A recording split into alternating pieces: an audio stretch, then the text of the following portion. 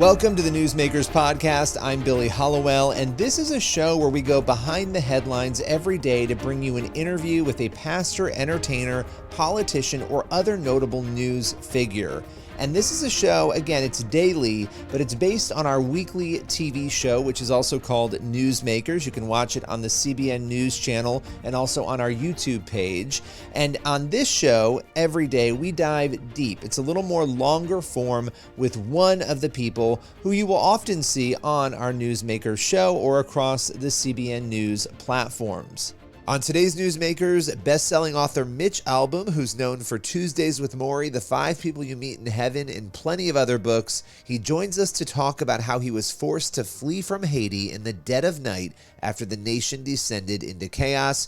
We talk with Albom about why he was in Haiti, the wonderful work he's doing there, and the chaotic moments that led to him being able to get out of that country and safely return to the United States. With no further ado, here is Mitch Albom.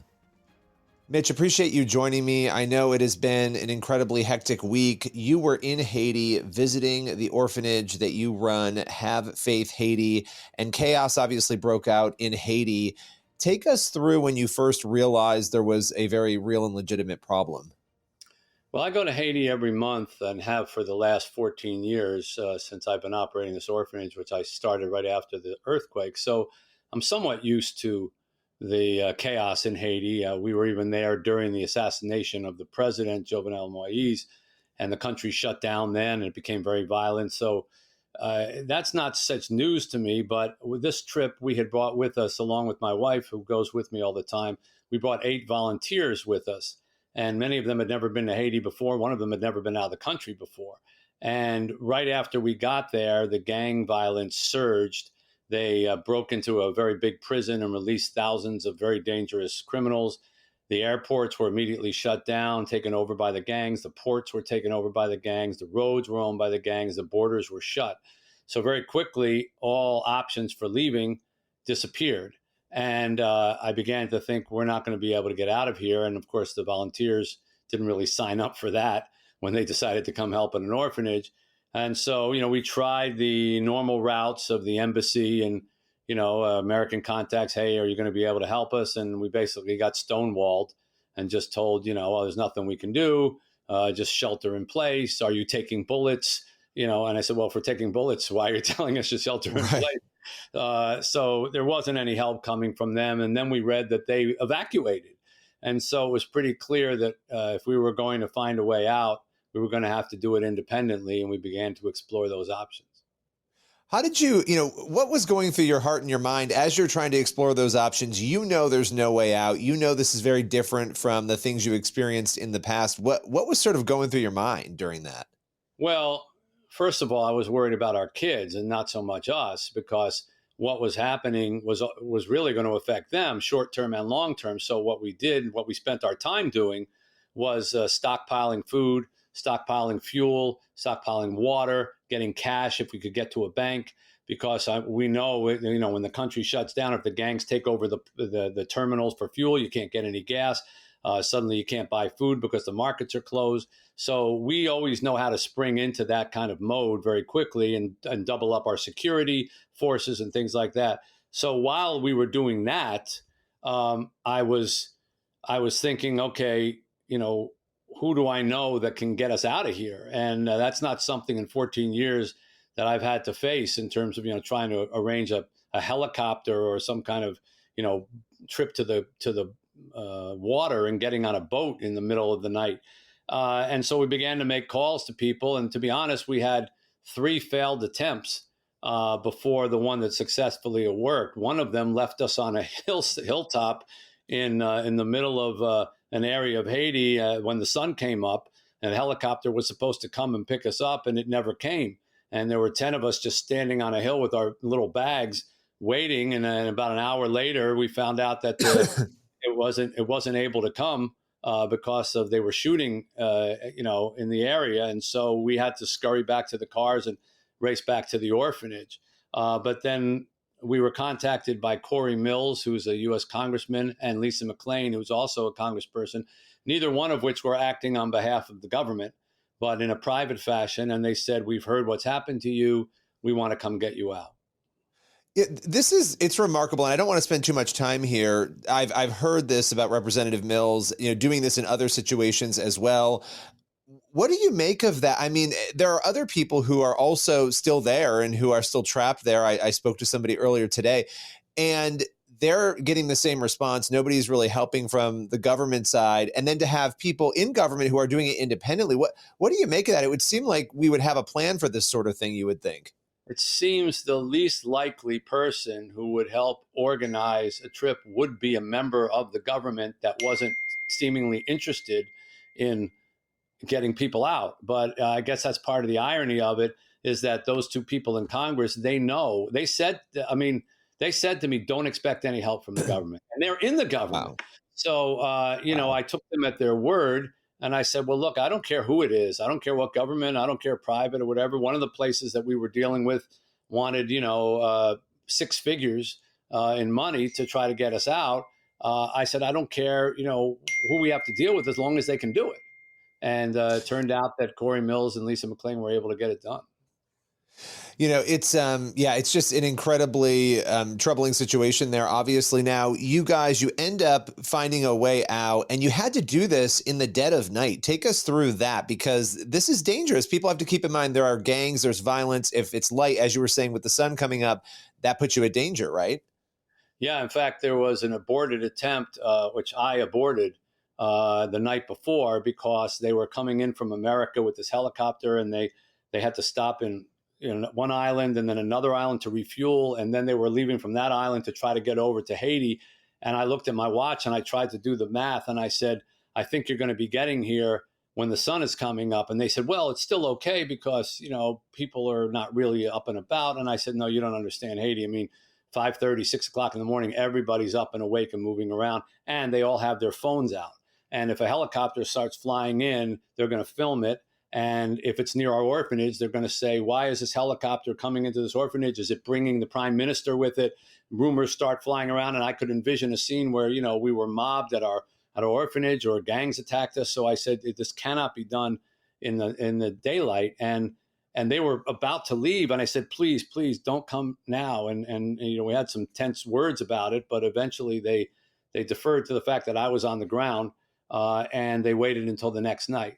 The next night became a different adventure altogether, which I'm happy to tell you about if you want to know. Yeah, take us through, because, in reading and seeing some of what you've described, it seems unimaginable what you guys had to do. And you ended up in a very small space, too, all 10 of you. So take us through those events. Well, you have to imagine that this is 10 people now, most of whom have not gone through anything like this in their life. They're mentally exhausted because of these stops and starts. They don't know when they're going to see their families. And now I'm saying to them, a helicopter is going to come in the middle of the night and get us out under darkness. It's not what they signed up for, obviously. And we were waiting for this helicopter to come at 3 o'clock in the morning at a different location than we had the night before. And I'm not going to share that with you. And we were too tired to stay up till 3 o'clock in the morning. I mean, everybody was wiped out. And so we were in these chairs and on the floor, and we just said, well, we'll just set our alarms for 2 o'clock, and we'll get up at 2 o'clock, and we had one bag apiece, and we'll just be ready to go at 3 o'clock. And at about 5 to 2, I lay my head down. It was the first time I slept in 2 days. And I must have been so asleep that my wife nudged me. She said, I think your phone's binging. Your phone is binging. And I looked over, and it was 5 to 2. So my alarm hadn't gone off, but there were bings on my text message. And the last one said, are you getting these messages? Exclamation point, exclamation point. And I looked, and there had been 5 messages before that said, we have to come earlier. You have to go now. Oh, wow. 30 minutes out, 20 minutes out, 15 minutes out. And I did the math, and we were like 6 minutes away. And so we had to wake up everybody in the pitch dark. And then my thing bings again. It says no bags, just passports. Had to change aircraft. So we said, you can't take your bags, leave your bags. And everyone's like, where? I have to find my passport. And, everything had to happen in a couple of minutes. And then we ran outside and flashed the lights so that they could see where we were. And just like in one of those movies, you see a light coming out of the sky, you hear, bah, bah, bah, bah, bah, bah, bah, bah, bah, bah, bah, bah. And next thing you know, there's a thing on the ground. Guy jumps out. I think it was Corey Mills, and said, let's go. And everybody runs in. And we thought, they told us it was a 12-person helicopter, they had 4 seats in it. And so there was no place to sit down or take a seat. We just Wow. in and we just jumped in on top of one another, and next one on top of the next one. It was like a big human ball. And I think it turned out to be 67 seconds from the time that the plane came down to when the door closed and we lifted up again, the helicopter rather. And then, of course, that's when you hold your breath because you don't want anybody shooting at you from the ground. But very quickly we were up in the air. There were no shots. And then we headed out, and they said to us, don't make any noise and don't turn on your phones until we're out of Haitian airspace. And about 25 minutes later, they said, okay, you're out of Haitian airspace. And all the people who were with us kind of clapped and said, yeah, but for my wife and I, it was kind of a gut punch because like it was the reality that we were out of Haiti and our kids were still there. And so I'm happy to be home, but I'm kind of heartbroken to be away from our kids. Well, and I want to mention this because this is incredibly important. And you and I have talked in the past and told your story, but I want to just remind people, you're a best-selling author. You could be out doing whatever you want to do with your life, and the bulk of your time is spent taking care of these kids and this orphanage. It's an incredible story, and the pain of having to leave them. What happens now for them in the midst of this, and how do you sort of move forward managing things remotely? Well, fortunately, we have communication.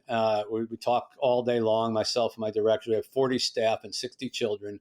And I talk to the kids, we FaceTime and things like that. They've been through this before.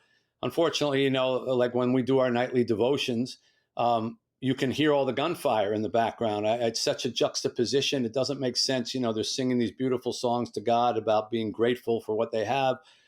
There's that song, you've given me love and a fine family. Thank you, Lord, for your blessings on me. And you can hear while they're singing that, out in the street. I mean, like rapid fire, machine gun kind of fire. And, it's a shame that they have to live with this. It's a crime that they can't go out. For 3 years, they haven't left the grounds of our orphanage. No one's been able to go even out in the street. We couldn't take them for an ice cream or a pizza. We couldn't take them to the beach. They don't even know what's outside the gates because it's just too dangerous with the gangs out there. When we come, we have to take bulletproof cars just to get from the airport to the mission and then back again. And we never leave when we're there. So we're trying to manage it from afar. We've doubled up our security. It takes a lot of money. They've charged the prices for fuel immediately. As soon as this happened, boom, 30% more to buy fuel if you can find it anywhere. And if you have to have fuel because there's no electricity, you only get 3 or 4 hours of electricity a day. And then if you don't have a generator, you can't turn your lights on. You can't have a refrigerator where you have to feed 100 people. So everything is such a struggle in Haiti just to get through the day. And I have been wailing about this to the community. And I do programs like yours just to try to get people to say, we have an obligation to make life easier for the children of a country like this. They didn't ask to be born there, and they shouldn't have to go through such a limited, terrorized existence all the time where they say, Mr. Mitch, are the gangs going to come over the walls? Are they going to shoot us? Why should any child have to ask that question? So I'm beseeching our leaders to get more involved in Haiti than just sending some money and hoping a force from Kenya comes over and takes care of the problems. I don't think that's the answer. Well, and you have put your entire life into this. You're putting your actions, to your words on this. You have been doing this. Last question, because I don't want to keep you any longer. You've been incredible. And I know this has been a crazy week. How can people help? I know obviously prayer. How can people practically help you, your organization, and the orphanage? Well, I mean, first of all, prayer is paramount. We had so many people praying for us.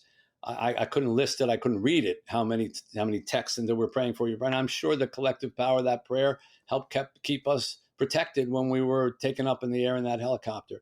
But secondly, pray for all the people who still haven't gotten out, because there are many Americans, many Canadians, many foreigners who come in there to help in Haiti. Most of them are doing what I'm doing. They're working with an orphanage. They're doing water projects or food projects or health projects or things like that. They just go of the goodness of their heart, and now they can't get out. And they need to be remembered and not forgotten. And there needs to be a concerted, real effort, not one helicopter at a time, to get those people safely out. And third, most important is to pray for the kids and pray for the people of Haiti who deserve better than this. If people want to help our particular orphanage, It's called Have Faith Haiti Orphanage, and you can find it at havefaithhaiti.org.